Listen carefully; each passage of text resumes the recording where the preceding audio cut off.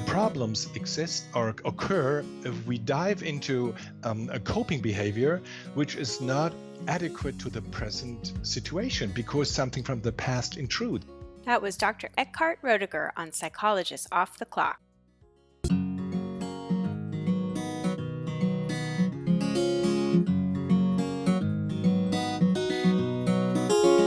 Curious what psychologists chat about over coffee? We are 3 clinical psychologists who love to discuss the best ideas from psychology. I'm Dr. Diana Hill, practicing in Seaside, Santa Barbara, California. I'm Dr. Debbie Sorensen, practicing in Mile High, Denver, Colorado. And from coast to coast, I'm Dr. Yael Schoenbrunn, a Boston-based clinical psychologist and assistant professor at Brown University. In this podcast, we explore the psychological principles that we use in our clinical work. And we bring you ideas from psychology that can help you flourish in your work, parenting, relationships, and health. Thank you for listening to Psychologists Off the Clock.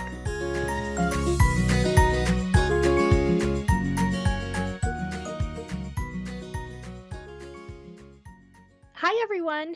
Before we get started today, we wanted to just make a quick plug. We have a new feature, which is that we are set up as Amazon affiliates. And so a great way to support our podcast would be to click on our website to make any purchases you're planning to make on Amazon. We have a little icon. You can just start there. You can also link to different books that we mentioned through Amazon, and it will help support the finances of our podcast. It's been a bit of a labor of love, and this will help us cover some of our expenses and that kind of thing. Thank you.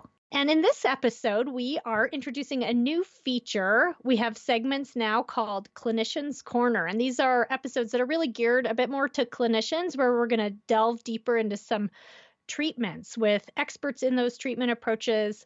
It'll give clinicians the opportunity to discover new treatments or learn a bit more about treatments they're already familiar with. And so we tend to feature evidence-based practices, and hopefully the clinicians in our audience will find them helpful.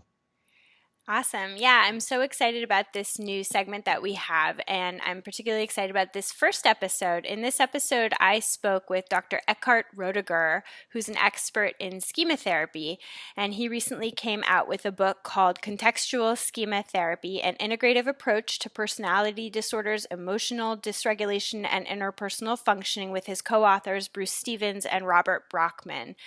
And I have long been fascinated and intrigued by schema therapy because I think it's really a nice joining of CBT kinds of approaches to treating clinical disorders with more traditionally psychoanalytic approaches. Whereas CBT approaches tend to focus on present-oriented phenomena, thoughts, behaviors, feelings, psychoanalysis tends to focus more on childhood, kind of early attachments and early experiences. And so schema therapy is a really nice integration of these two approaches, but has a lot of science supporting it.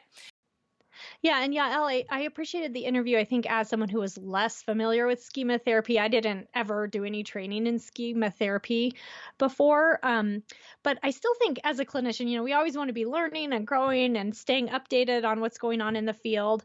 And not only that, as I listened to the episode that you two did together, I really there was some good food for thought for me in terms of some ideas for my practice. And it really, I'd like to learn more about schema therapy and maybe do some training in it someday. But even just listening to the episode had me thinking. So I really appreciated that about this interview. Yeah, and I think that it is sort of novel in terms of being an approach that really does go much more deeply into the patient's histories than a lot of the approaches that Debbie, you and I were trained in graduate school. And I think it can be so useful. I mean, I think for me as a clinician, sometimes I find that the progress that I'm making in the therapy room, it really gets I hit a stuck point, and often the stuck point is because I haven't sort of addressed some of the underlying more historical elements that might have been contributing factors to whatever the patient is currently experiencing. And what's so cool about schema therapy is that there's some really wonderful and very tangible strategies that you can use in the therapy room to kind of get at those early experiences. So I think I'm hoping that this will be a really educational episode for a lot of our clinicians who are listeners. Yeah, I think for me, I definitely, I tend to take an ACT approach and trained a lot in CBT. And so because those are my approaches, I do sometimes talk to clients about their childhood history. I think that can be relevant and important, especially in terms of the context of what we're seeing. But I don't spend a lot of time there typically. I spend more time focusing on their lives now. But this interview made me think that there might be times when actually delving deeper into that issue might actually be really important. And in fact, I'd say even in the last little bit of time since I listened to this interview, it's been a little bit more present on my mind as I do my work that can be an important piece of it and that it can be worth delving into. Absolutely. And Dr. Roediger provides so many useful examples and really concrete strategies from his wonderful book in this episode. So let's take a listen.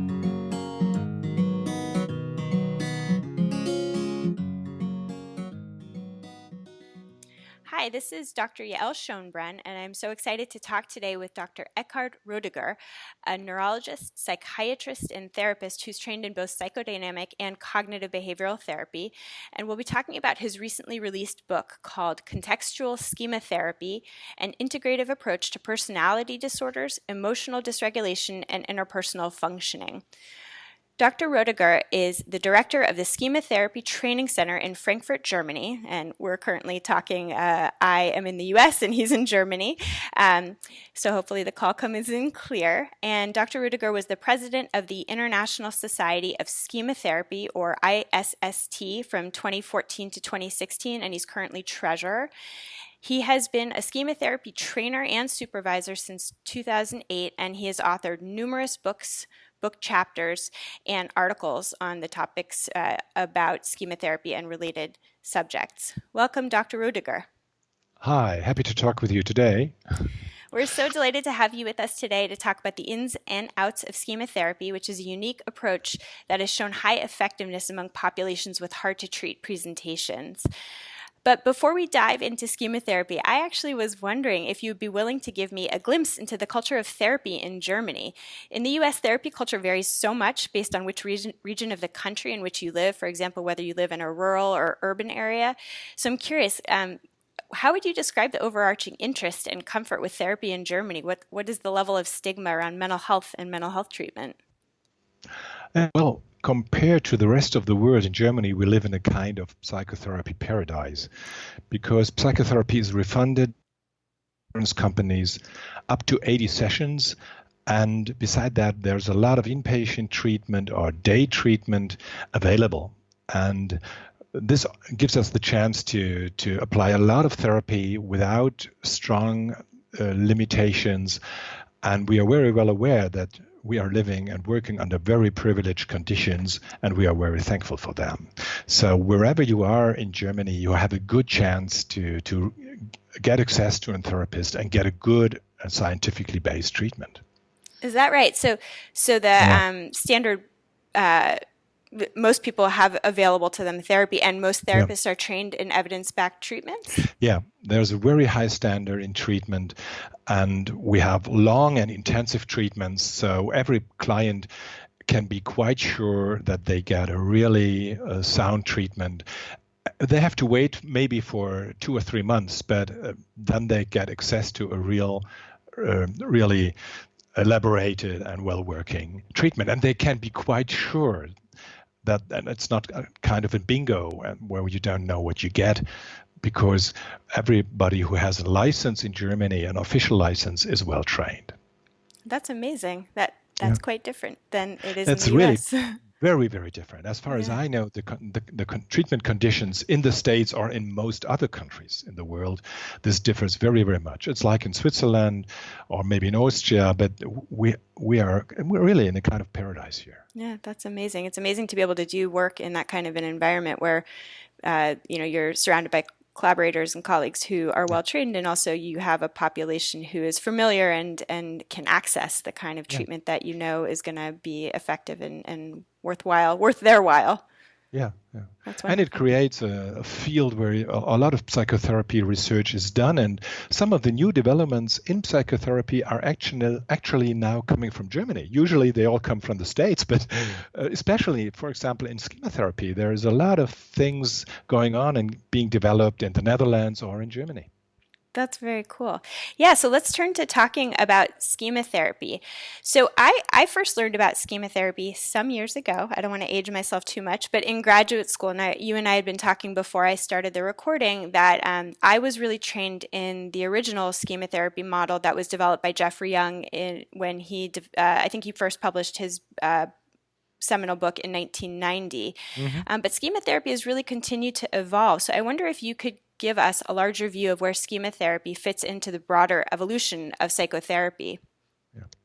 Yeah, I'd love to do that. I think schema therapy has always been connected with all the steps of the CBT development over the last almost 30 years. You mentioned the 1990 book in Sarasota Press that Jeff developed, and this is almost 30 years ago now. And things continue to develop. And I think the next important step schema therapy took was when Arnoud Arns in the Netherlands started his big borderline study, and he was looking for a kind of reformulation of the model, which is really easy to teach. So all the therapists in the study were able to be well trained and well supervised in the model, and he focused on modes more than Jeff did.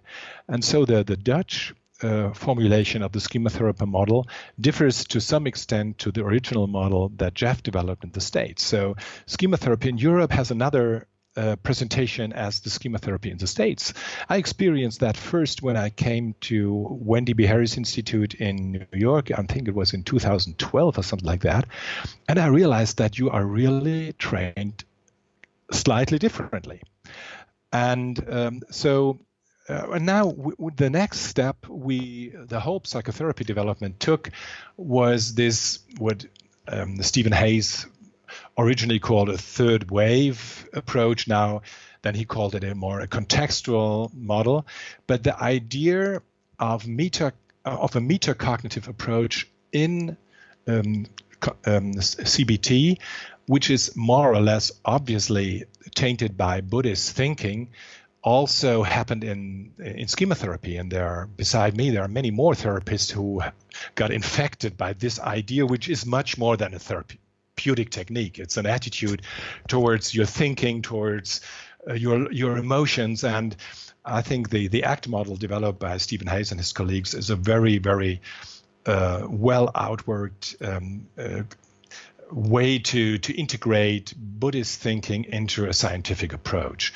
And we try to connect this important step within the therapy development with what schema therapy can contribute in working on an emotional level and processing emotions and connecting current behavior with origins in the very early experiences in childhood, which is not essentially part of CBT. It's more familiar with psychodynamic trainings that you regard the first 2 years as very, very relevant for the hard wiring of your brain. But in cognitive therapy, it's not been part of the common thinking. And schema therapy, beside working with emotions and the emotion focus, also integrates a biographical model to a comprehensive CBT model. So there is a lot coming together now, and we try to see schema therapy as something really tying things together that have proven to be effective. And I think this is what makes schema therapy an interesting thing. Right, right. Well, I often tell people who are not familiar with schema therapy that I see it as cognitive behavioral therapists' response to what psychodynamic therapy used to offer, because CBT has been such a present-oriented kind of approach that really works on the behaviors and the thoughts that you're having today and just challenging them. But sometimes that's really insufficient, especially for individuals who have had very intense or traumatic early experiences, or who have, for other reasons, developed very strong narratives or beliefs or physiological responses. And sometimes challenging or just shifting behavior isn't sufficient to help people make real change. And so schema therapy offers a deeper your approach that has a scientific backing Yeah. and that kind of integrates some of what CBT offers, but in a way that can really get at some of those deeper narratives, those deeper earlier experiences that are harder to access for a lot of individuals. Yeah, I'm really happy that you put it that way, because that's actually what we think too. Because, for example, if you have DBT, they are very, very effective in managing emotions, training skills, bringing people in touch with a kind of a mindfulness. But very frequently we had clients in our inpatient treatment settings and also in outpatient treatments that say, okay, I learned to skill, I learned very much to manage my emotions, but I still don't understand, I can't make meaning to my past and to the way I am.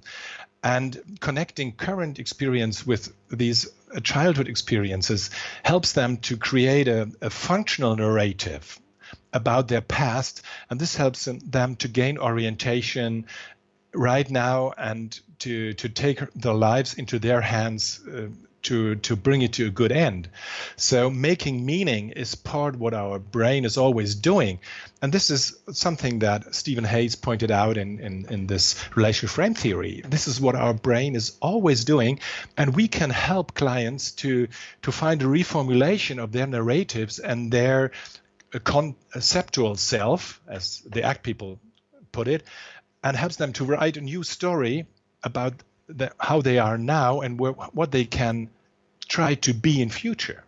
And this is why schema therapy adds something to a comprehensive therapy, fulfilling this need, making sense and making meaning of your own life. Absolutely. Yeah, well, and I love how you pull in the acceptance and commitment therapy ideas in the way of making meaning, because I do think that it's so useful to understand how the brain works in terms of trying to understand things. Our brains are always, what really sets humans apart from other species is that we like to make stories. We like to create a narrative that helps us to understand the world inside of us as well as the world around us and how we relate to the world inside to the world around us. That's so much a part of how we function, and it's also really can inform the dysfunction that we might experience as well. So let's turn to talking more specifically about what schemas and schema therapy are all about. So I wanted to have you start by helping us to understand what is a schema. How do you define it at a couple of different levels in your book? So I wonder if you can kind of talk us through both, the sort of at a more explicit level, how can we understand what a schema is, but also you go into some of the neurobiology, which I think is really interesting in terms of understanding how schemas form and how they're maintained. Yeah, basically, a schema is a complex, frozen experience of the child's interaction with significant others that is stored in our implicit memory system. So finally, they are like small video clips, and this is what is different to a classical cognitive approach. It also includes feelings. It includes body sensations and impulses to react. And those scenes or those video clips can deal with feelings of deprivation, feelings of shame, incompetence, vulnerability, or being abused in childhood. And these experiences are something that is stored in our memory system and tends to taint all our perceptions, appraisals, and tendency to react, like glasses you wear without being aware wearing them. It's natural to you.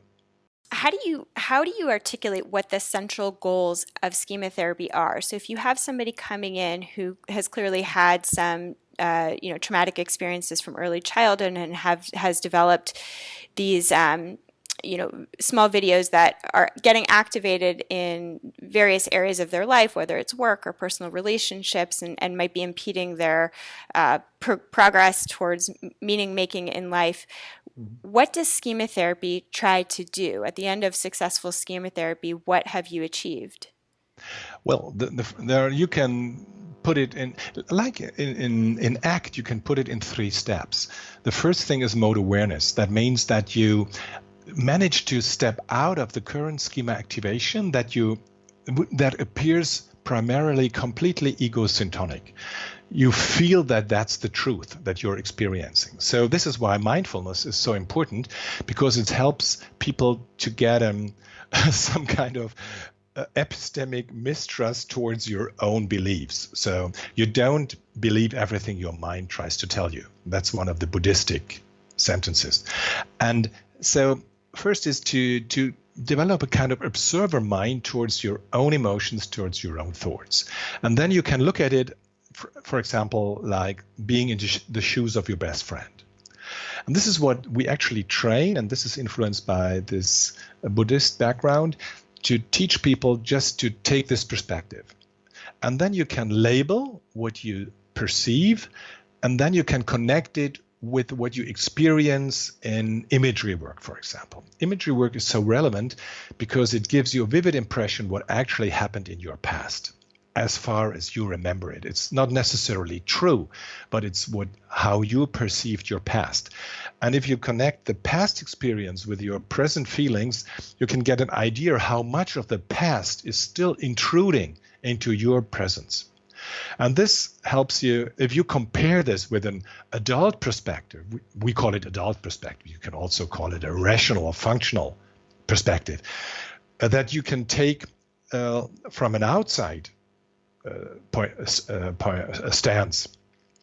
Then you can reappraise your automatic thoughts and your automatic impulses with what is really helpful in terms of need fulfillment or being connected with your values.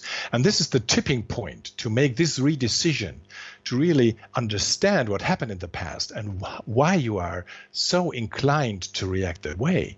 But then take an observer stance, put this all aside, take a new look, and think what is really helpful for me to fulfill my needs now, and to find a course of life towards the future that helps me to have a better life. Mm-hmm.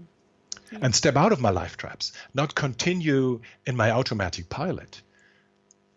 So at the end of the day, we try to bring people in the situation that they can treat themselves or act towards themselves as good parents do or good friends do. So this is what we try to develop in schema therapy, to build up an unhealthy adult mode, which is very much connected with a contextual perspective. It helps you to get out of your emotional states, your automatic processing, and then regain flexibility to get the head above the water of your emotional waves, and then find direction towards a better life. Yeah. So if we were to come up with a clinical example, so for example, if I had an early childhood experience where a parent who had some emotional difficulty, when I, as a child, would have my own emotional reactions, the parent would just kind of leave because it unsettled them. And so I might develop an abandonment schema, right? That I'm going to be left if I have a strong need for comfort. And so I may find all sorts of ways of coping with that schema, that sense that I'm just going to be left. I might sort of avoid close connection, or I may sort of overcompensate by just retaining a lot of control in close, intimate relationships. And as somebody with an abandonment schema might discover late in life, as you're developing intimate relationships, you might find that schema getting triggered. So if my partner comes home late one night, or if he's in a bad mood and doesn't want to talk, all those kind of events might trigger my abandonment schema.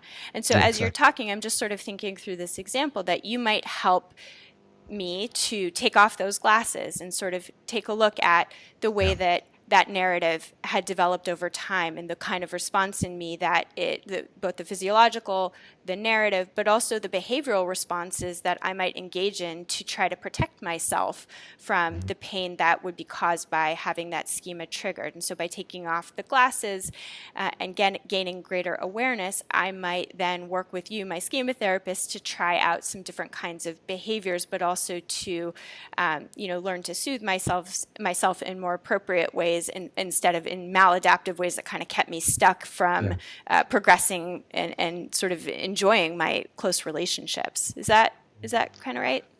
Yeah, I think you point or you put your finger in an important wound people have, because what we put it that way, that we try to separate the front stage presentation on a behavioral level, what I call the automatic pilot before, from the underlying emotions and beliefs, especially the basic emotions that we call the child mode, and the automatic beliefs we call the critic modes. Because people feel, as I mentioned already, they feel completely egocentric with what they tend to do right now. You, for example, feel very okay with assaulting your partner. Why are you coming in so late? And the problem is your partner only sees your front stage presentation, the anger in your face and your behavior, and they have no idea that there's a vulnerable child part with the schemas you experienced in the past on the backstage. So getting people a sense that there are these two levels. There's a front stage presentation. There's something operating in the back, which is not visible at first glance, is an important step. And the imagery techniques help us to access the backstage level. And you can, for example, do this in the presence of your partner. Before you started the recording, we talked about couples therapy. Yeah. So it's so dramatic if you, for example, have a fighting couple, and then you do the imagery with one partner, for example, with the one who is compensating its abandonment schema, and then you let them float back into this childhood scene where they have been left alone, and the basic emotions of fear or sadness pop up. This immediately activates the caretaking system in the partner, and they can encounter in a very, very different way. So you can do this, of course, in individual sessions, and then the therapist or the adult part of the client comes into the session and cares for these vulnerable feelings we call child mode. But it's even more interesting to include the partner and take this part, because this deeply reconnects people on an emotional level in a relationship. Right. Yeah, I mean, I think that in lots of ways, couples therapists try to get to the vulnerable side of harder emotions that might come out between partners. And this is such an effective way where you're really sort of getting underneath what's causing that reaction. What is that underlying schema that's getting triggered from what the partner may see as a very innocuous kind of a behavior, you know, coming home late. Well, I was just working late. Why does it cause such a strong reaction? But by understanding the root cause of what is getting triggered, that really does help the partner who hadn't been understanding that strong reaction to gain a better understanding and to feel softer and more connected as the primary patient might be working through that. Mm-hmm. Yeah, we actually believe that if in all our encounters, if we get in touch with the underlying core needs, they are all the same. They are unique all over the world, and we can connect on our need levels as well as we can connect on our value levels. And this is actually a misfit between two people. If we encounter the other person not the way as it is right now, but based on our projections, this distorts our interactions naturally. So stepping back, finding a conceptualization of what is happening right now, then put it aside, reconnect with your needs and values, and then approach the other person again based on this rebalanced, flexible adult state leads to much better results. And this happens in personal relationships, this happens in working relationships within the families, and this is why this approach is so helpful for many kind of interactions. Yeah. And we suffer under dysfunctional interactions and misunderstandings. Right. Yeah. I always like to think, too, about like the interactions that we have with ourselves, because I think for most of us, we often have a dialogue going on inside about what's happening, a narrative that sort of explains it in a way of relating to ourselves. So I think schema therapy is really powerful in sort of taking a step back and saying, why did I have such a strong reaction? What am I saying to myself? And, how can I sort of understand what the words are that I'm saying to myself, but also like what's sort of giving rise to it, that deeper level of that schema level. So you talk a lot in your book about modes and mode awareness. And so in addition to this idea of the schemas themselves, that seems to be a really integral part of what you try to address in schema therapy. So I wonder if you could talk to me a little bit about what are modes, and then how do you help somebody to become more aware of those different modes? Yeah. I already mentioned the most important groups of modes. A mode basically is what appears in the present moment based on underlying schemas and automatic schema coping. So if you have a mode, you cannot directly understand what the schema behind it is, because the way you deal with your schema, for example, if you surrender to it, then it appears different than if you compensate it, because a compensation, you made the example that a feeling of vulnerability, which is a vulnerable child mode, can appear in a very angry way on front stage in terms of a bully accusing your partner, because you learn to compensate with your vulnerability. And this is why we have to first label the modes and then step back to what is the experience behind it. So especially with coping modes, we have to sort out the beliefs, which are called critic modes, because our belief system operating in the background contributes to a coping mode. For example, if you develop the belief, I deserve being important, I deserve being informed if my friend comes in late, this is something that you just deeply trust in, and you think that's adequate. But in schema therapy, for example, we would call this a critic mode, the voice in the head, and we would put it on an extra chair.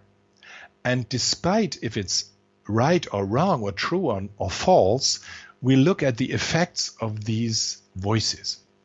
And so working with modes help you to find a formulation, a case formulation, where you can sort out the emotional parts and the beliefs from the presented coping behavior. So let's continue with this example. We can put, or let's take another example, which is maybe easier. If you have a critic mode voice in your head saying, if you don't learn enough, you will fail the test. Or in your case, if my friend comes in late, he probably won't love me. That's comparable. Mm-hmm. But let's take the sentence with the failing the test. This might be true if you just look at the content.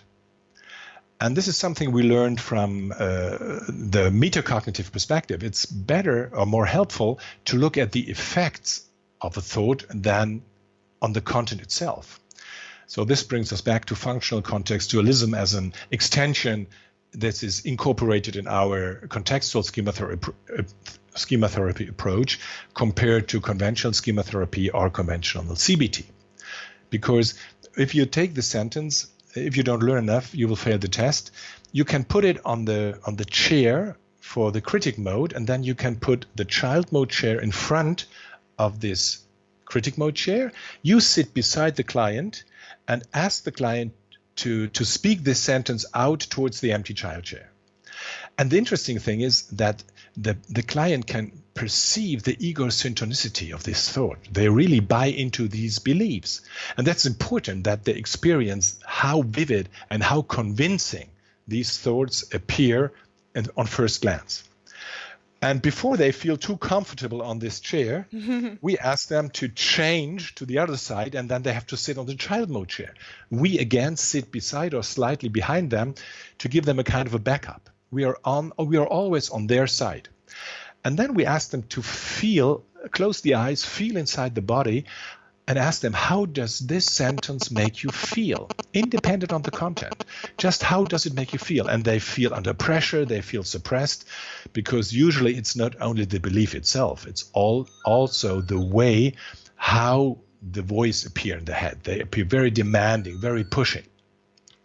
And once it's like pushing a swing. First we go to the belief side, and the people can really dive into these beliefs. And then we push the swing and ask them to go to the emotional side. And then we ask them, how does that make you feel? And then they feel bad. And then we ask them, what do you need now? And it's easy for them to perceive that they need support, a kind of relief from these pushing voices. And then instead of discussing that, we stand up together, take an observer perspective, and ask the client from this observer perspective floating above the chair, what do you feel looking at these voices beating up this child or putting pressure on this child? And then they can easily feel kind of an anger towards these voices because they see the effects. They develop a kind of a compassion for this vulnerable part. And then they can make use of this constructive anger to push these voices back and maybe put the chair out of the room in a symbolic let go gesture. And then we ask them, how do you feel looking at these childlike part down there, feeling under pressure, feeling exhausted, feeling so weak? And then they say, yeah, I feel pity, because our brain is hardwired with these systems to support people we love and to fight people putting friends or siblings under pressure. Mm-hmm. So this is not an intellectual process. We create a scene that really activates the emotions on a biological level. And so we go with the flow, and this is it's much easier for the client to do these perspective changes if you really set the stage this way with these body movements, that they really change the perspectives, and then automatically adequate thoughts and emotions pop up. So you don't have to teach them all this new stuff. You can draw back on the resources they already have, because we all have these resources when we are in an adult state, for example, caring for our children or in a work situation. We can really behave as an adult as long as we are not in a schema activation. Mm-hmm. So sorting the schema activations out on a coping mode chair, draw back to the critic mode beliefs, and there are also some schemas behind that, like unrelenting standards or punitiveness or things like that, but they show up in terms of a critic mode voice. And then and the third parts are these emotional states with schemas of emotional deprivation or incompetence, the first two domains behind it. So you can connect the schemas with the modes they appear in, and then you can work with the modes the way I tried to indicate it in the last minutes.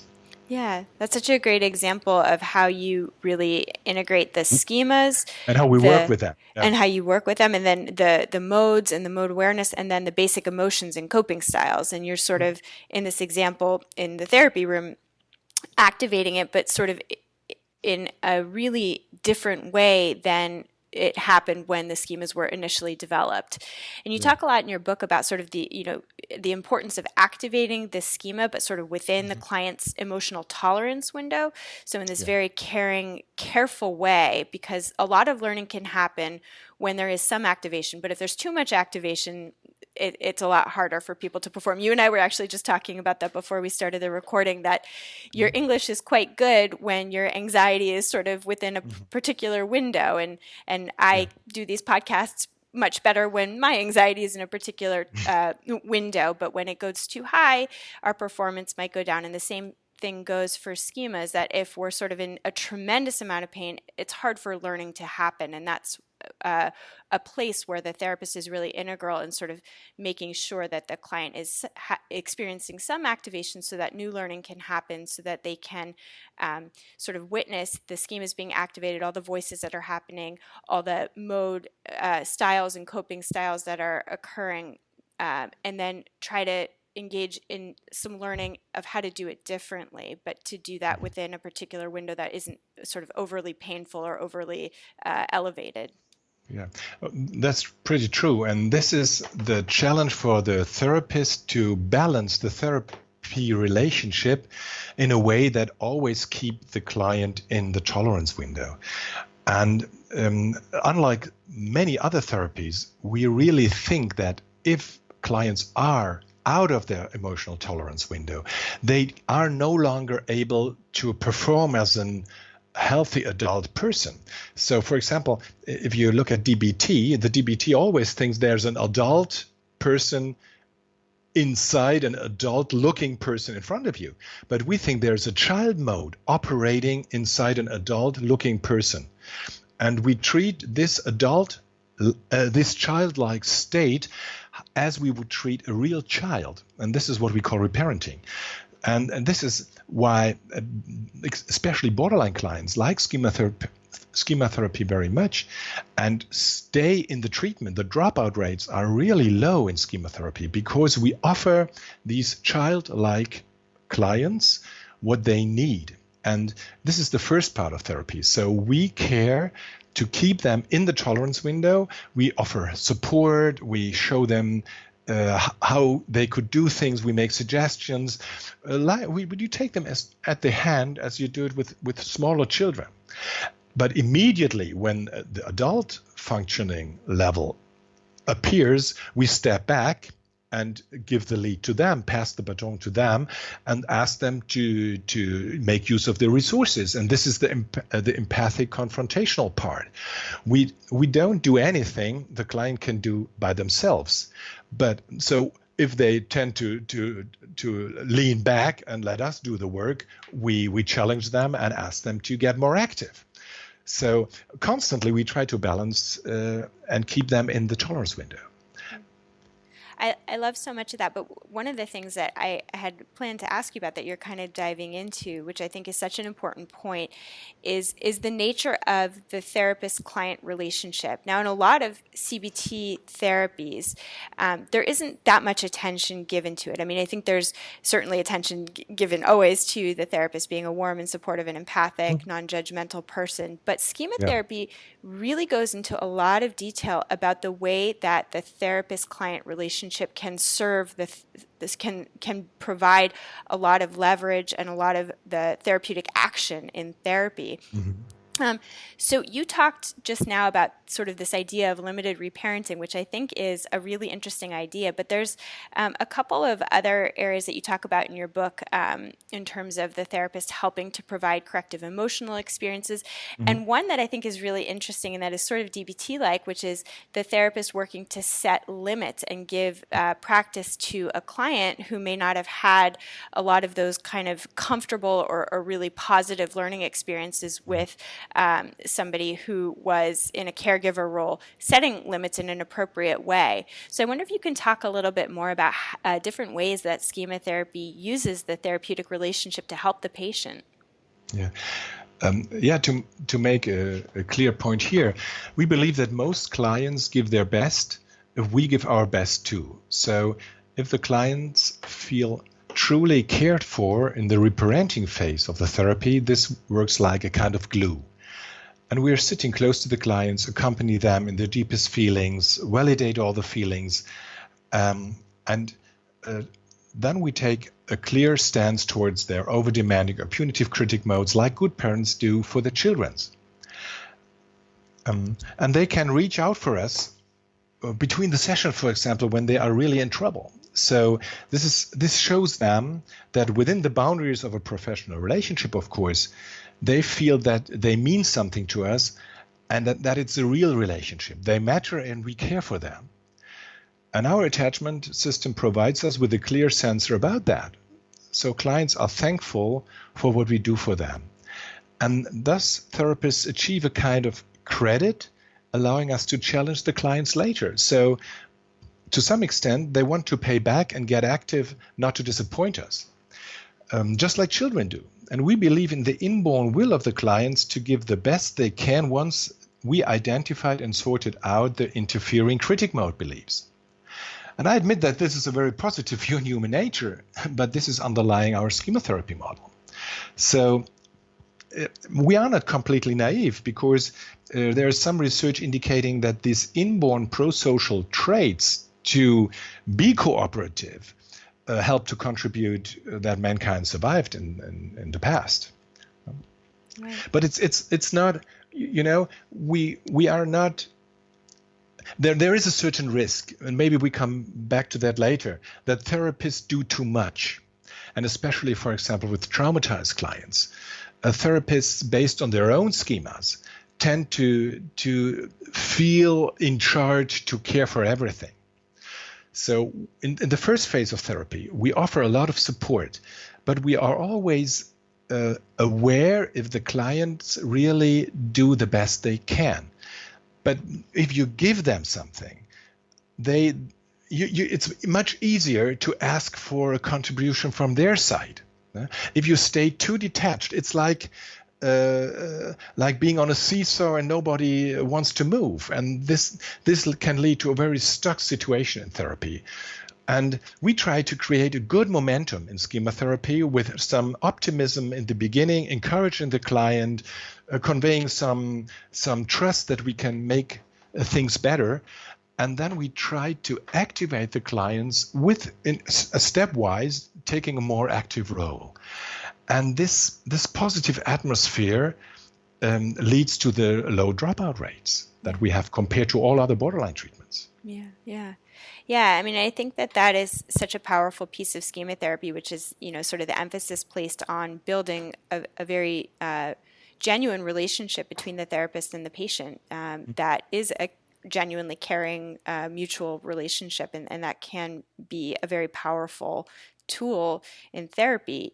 And I think that the way that you talked about it really brings that to life. One of the other recently added elements of schema therapy is one I love because it's in keeping with the positive psychology movement. You just made reference to sort of creating this positive environment in the therapy room.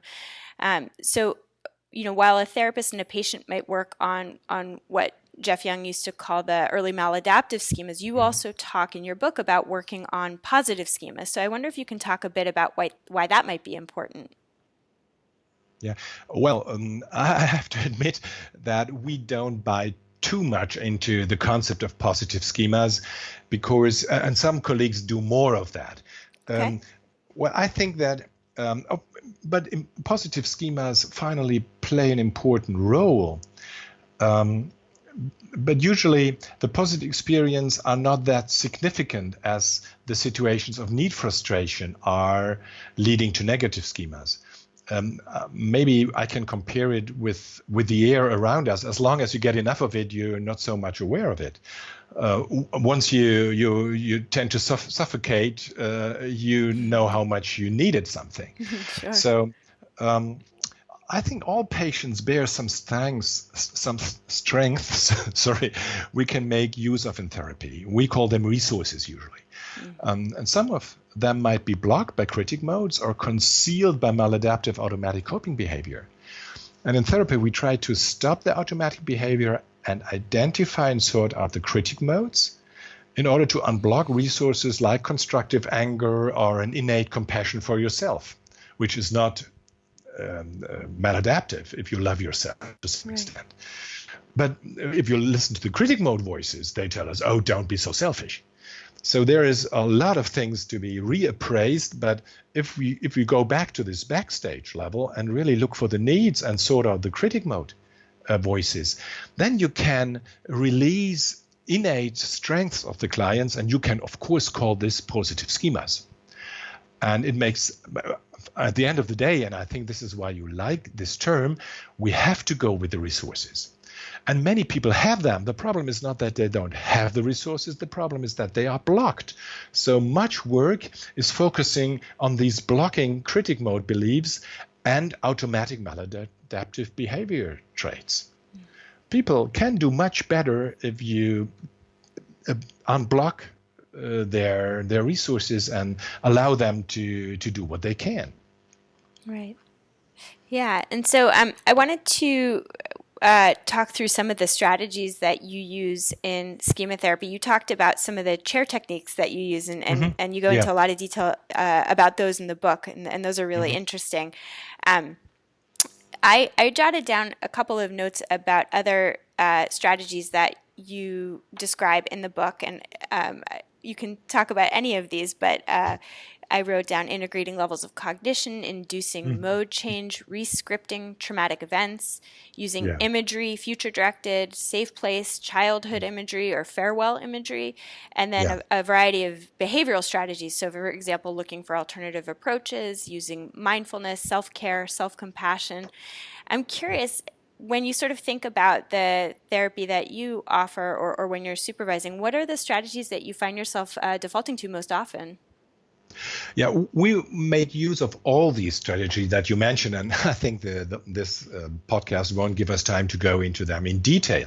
There are videos on our website which show a lot of, especially these chair dialogues. And the example I made in earlier in this podcast might be too complicated to follow it just by listening. But when you see the video and you can look at much more materials, then you can get an idea how this actually works. Yeah, and we can link to those videos through our website. Yeah, that would be nice. And another very important second technique we make intensive use of is imagery work and imagery scripting. Because when you do imagery, you give people the chance to actually float back in time and connect in a very intensive, vivid way with the past experience that are still operating in the background of their present feelings.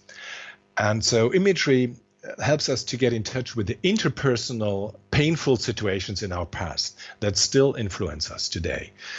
And this is why we use it for traumatic events too.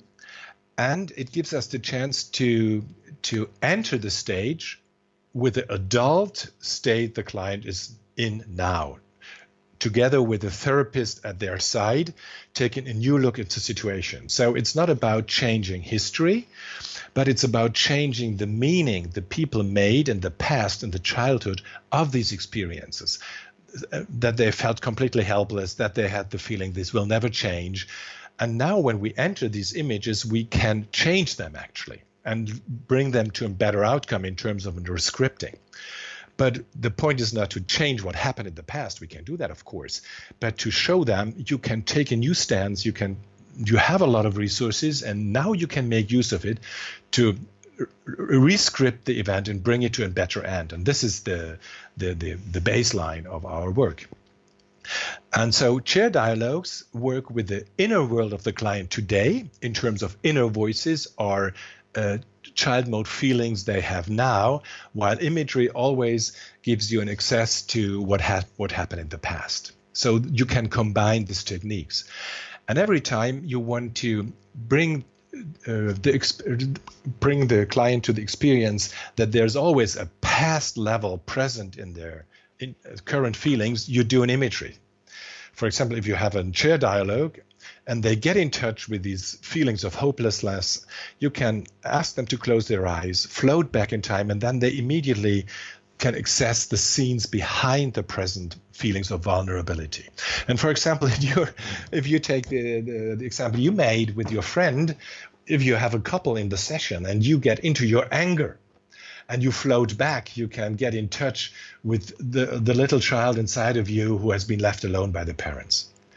And then you can work with this child mode or with these feelings and address them to your partner. So imagery is always helpful to connect with the underlying schemas and the world inside. And chair dialogues are helpful to reorganize and rebalance your present systems between your beliefs and your emotions, and how you can replace automatic maladaptive coping with flexible, healthy adult functional coping. So these are the most important techniques. And another one that is very interesting is to work with the therapy relationship and the in-session sequences, because personality disorders are characterized by maladaptive interpersonal behavior. That's what makes them a disorder. And in therapy, these scripts happen again. So the client do with us what they do with all the other people. And so therapy is a kind of a laboratory where you can see their scripts and you can work with them. And this is when we make use of this standing up position. And then you can look down on the chairs of the therapist and the client, and you can form a reflecting team coming from a systemic approach, but you can perfectly match it with schema therapy model. And from an observer stance, you can look down and can discuss and induce mentalization about the states in the client and the states in the therapist.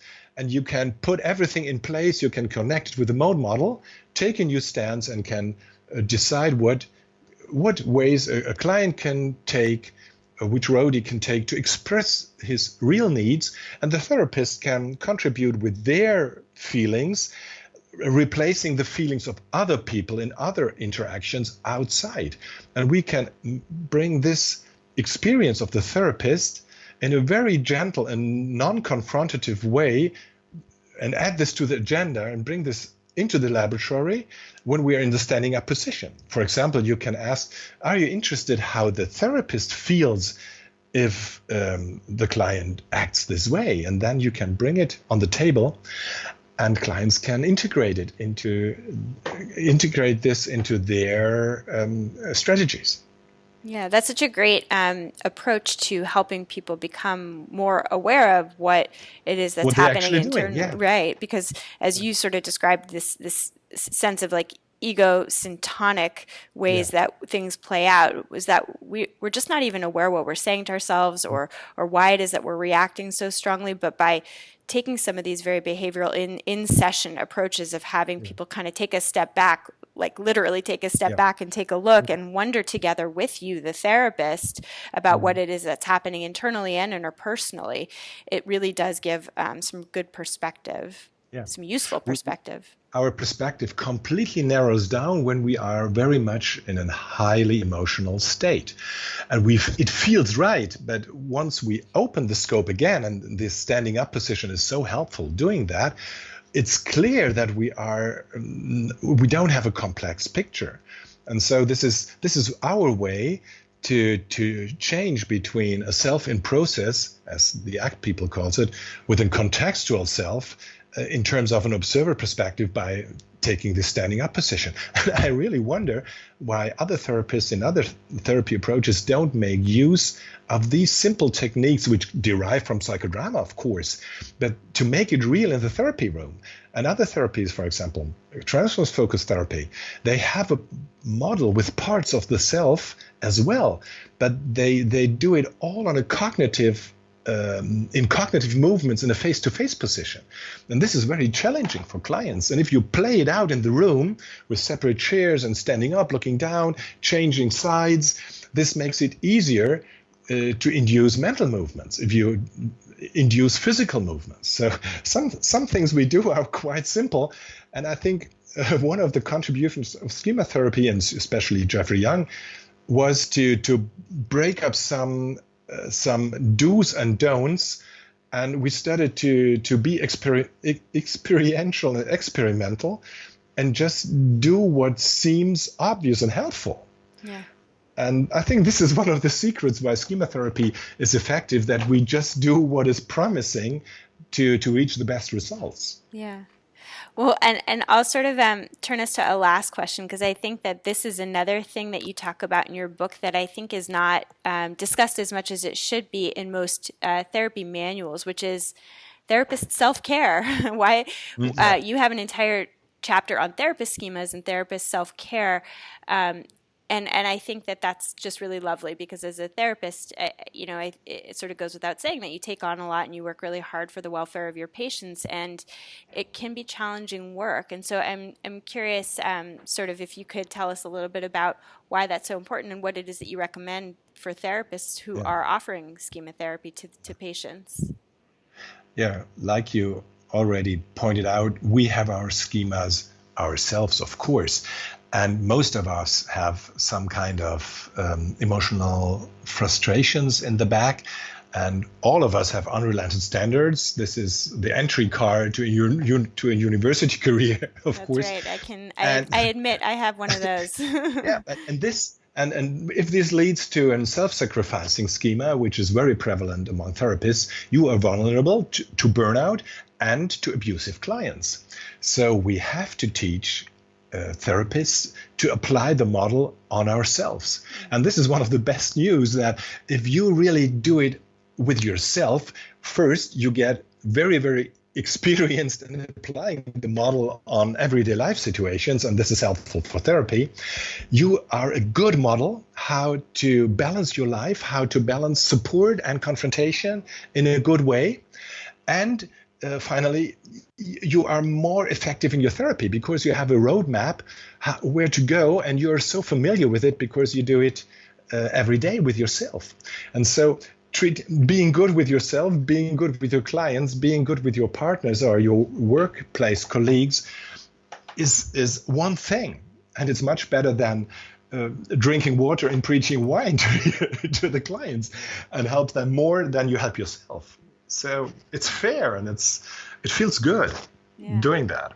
I love it. Well, thank you so much for sharing your wisdom with us. We will link to your books, especially we'll link to a number of your books, but we'll certainly link to Contextual Schema Therapy, your most recent book with your two co-authors, Bruce Stevens and Robert Brockman. And we'll link to your website. Are there other places for listeners to find out more about you and your work? Well, I think these are you get most there on the website. There's a lot of materials, and there's a blog, and you can send emails to me, and I can answer to questions, and then we can stay connected. Great. Well, thank you so much for coming on Psychologists Off the Clock. We thank you so much for honoring us with your time. Oh, thank you for this interview. I really enjoyed it, and it was fun.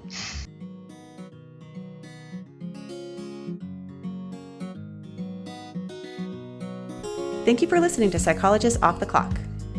You can find us on iTunes, Facebook, and Twitter. This podcast is for informational and entertainment purposes only and is not meant to be a substitute for mental health treatment. If you are having a mental health emergency, please dial 911.